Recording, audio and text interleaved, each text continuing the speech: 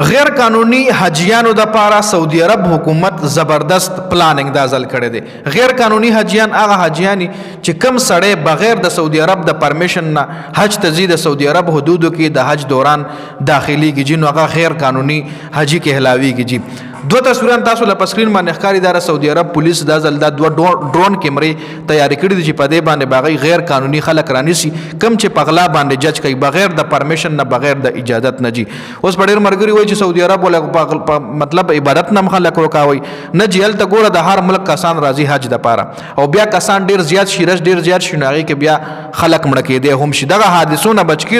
کېدو د پاره سعودي عرب حکومت خپل لیمیټیشن هر ملک د پاره خو دي مطلب هر سړی نشي ورتلی چې بس جی ولته بغیر د پرمیشن حج کوي. نو په دې وجه بره چې کم تاسو له ډرون ښکاري جی دا یو غنټه